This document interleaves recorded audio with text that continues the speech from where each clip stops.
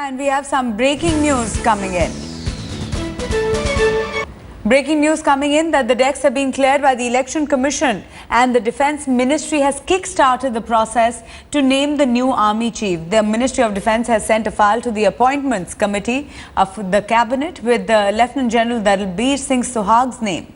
Lieutenant General Suhag is currently the Vice Chief of the Army Staff and his name will be announced formally on the 1st of June.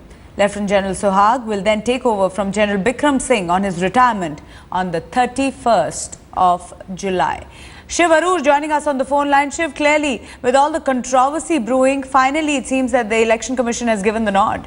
That's right. The decks are cleared for the announcement. The paperwork has begun. In fact, Maruk, just moments after the Election Commission issued that remark to the Ministry of Defence saying that it had been accorded permission to go ahead and it was not in contravention of any existing rules, a file moved from the Ministry of Defence to the Cabinet Committee on Appointments, the ACC, with the name of Lieutenant General Dalbir Singh Suhag, who's currently the Vice Chief of Army Staff. Remember, he's the senior-most three-star officer, and according to laid-down norms that have been, overlooked only once in the Army's history, he is supposed to be named the Chief of Army Staff.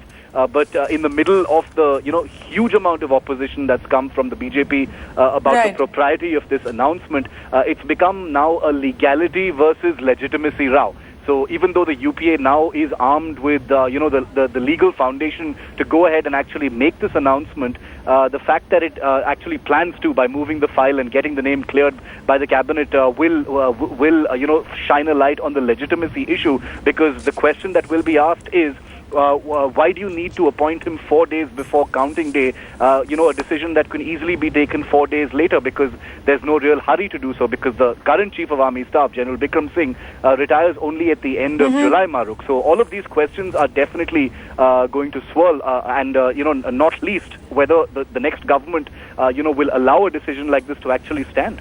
It is a move that should be largely apolitical to decide on the Chief of the Army Staff, but one that has been completely immersed in politics, with the BJP extremely unhappy. This round has gone to the UPA. The BJP and Narendra Modi are not going to be happy about this one. Shiv Arur, thanks so much for that.